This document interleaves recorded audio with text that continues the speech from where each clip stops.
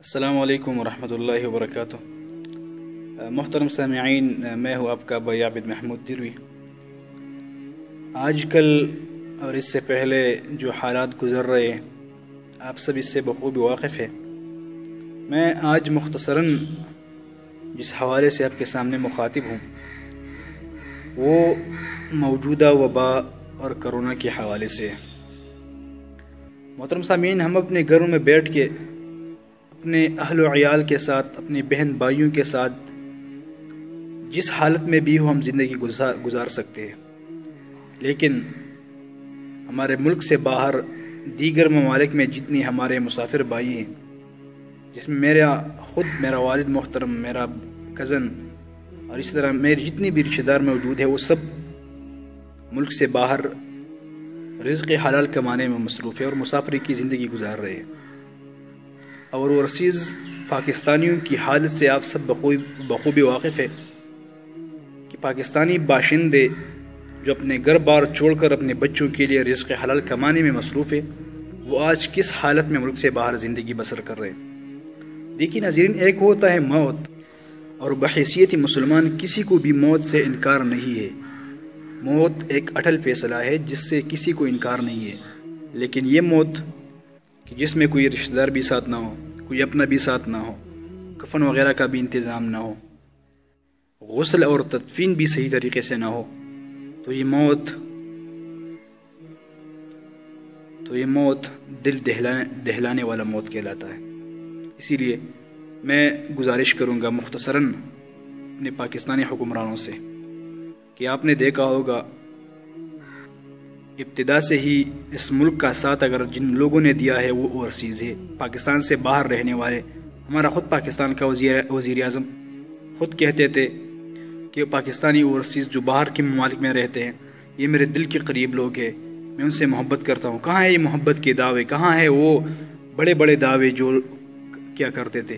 وزیر اعظم صاحب، پاکستان سے باہر رہنے والے لوگ آپ سے پیسے نہیں مانگ رہے، آپ سے فری ٹکٹس نہیں مانگ رہے، آپ سے اپنی مقرر کردہ ٹکٹس مانگ رہے ہیں۔ وہاں سعودی عرب میں، متحدہ عرب امارات میں 45 اور 50 ڈگری سینٹی گریڈ کی اس گرمی کے موسم میں سڑکوں پر اور زمین پر بیٹھ کر آپ کی ایمبیسی سے صرف ٹکٹس مانگ رہی ہے۔ شاید آپ نے نہیں دیکھا کہ کس طریقے سے، کس حالت میں مسلمان اور ہمارے پاکستانی باشندے وہاں بیٹھ کر ذلیل اور خوار ہو رہے ہیں۔ وہ صرف اپنے بچوں سے ملنا چاہتے ہیں، اپنے گھر بار واپس آنا چاہتے ہیں۔ وہ پاکستانی جو پاکستان سے، اپنے ملک سے، اپنے اہل و عیال سے باہر زندگی بسر کر رہے ہیں، مصیبت میں ہیں، ٹینشن میں ہیں، پلیز مہربانی کر کے ان کو بلا لیجئے، کیونکہ یہ سیاست چپکانے کا وقت نہیں ہے۔ اس سے آپ کا نام روشن نہیں ہوگا، اس سے آپ کی پارٹی کا نام روشن نہیں ہوگا، اس سے آپ بحیثیت ایک ذمہ دار، بحیثیت ایک وزیر اعظم، بحیثیت ایک مسلمان، آپ اپنا فرض سمجھ کر اوورسیز پاکستانیوں کا ساتھ دے دیں۔ کئی دنوں سے قوم دیکھ رہی ہے کہ اوورسیز پاکستانیوں کے ساتھ کس طرح کا سلوک کیا جا رہا ہے۔ وہ جہاں رہ رہے ہیں وہاں پہ وہ اپنے ساتھ لاشیں بھی لٹا کے بیٹھ گئے ہیں۔ اسپتالوں میں ان کے لیے جگہ نہیں ہے، اگر ہے بھی تو ذلت اور رسوائی کے سوا کچھ نہیں ہے۔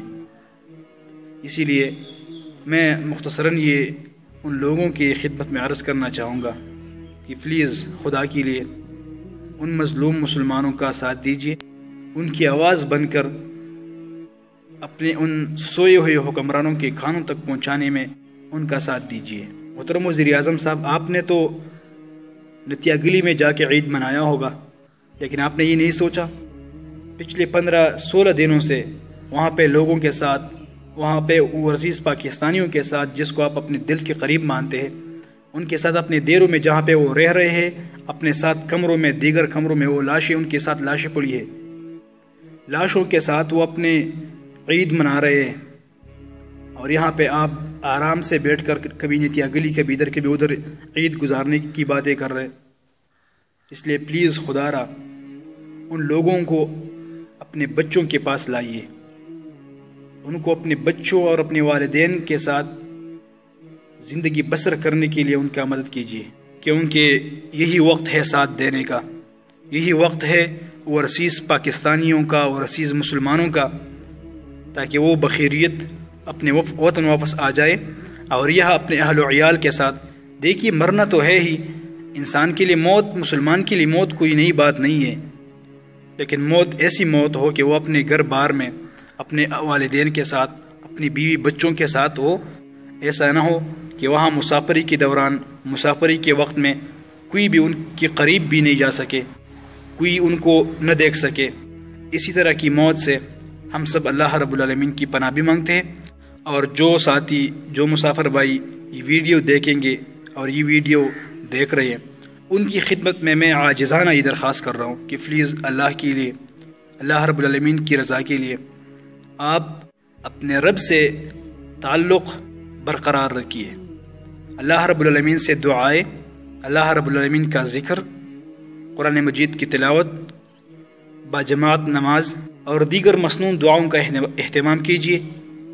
اور اس کے ساتھ جو آخری میں عرض کرنا چاہوں گا وہ یہ ہے کہ ٹینشن لینے کی ضرورت نہیں ہے، کیونکہ بیماری، اگر چھوٹی سی بیماری بھی انسان کو لگ جائے اور اس سے وہ ٹینشن میں پڑ جائے، ٹینشن تو اس سے وہ بیماری بڑھ جاتی، اس سے خطرہ لاحق ہو جاتا ہے. اس لیے پلیز اللہ کے لیے ٹینشن لینے کی ضرورت نہیں ہے. اگر آپ میں سے کوئی بھی بیمار ہے، آپ کے دیرے میں کوئی بیمار ہے، آپ کے کوئی قریبی یا کوئی رشتہ دار بیمار ہے، تو پلیز ان کو دلاسا دیجیے، ان کو بھروسہ دیجیے، ان کا ساتھ دیجیے، کیونکہ ٹینشن بہت بڑی بیماری ہے.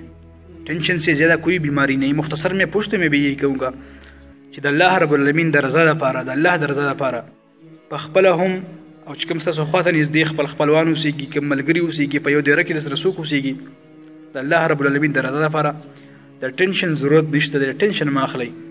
د خپل رب سره تعلق، د قرآن مجید تلاوت، د خپل منځونو اهتمام، د خپل دعاګانو اهتمام دا کوئ، او د ټینشن د اخیستو ضرورت نشته دی.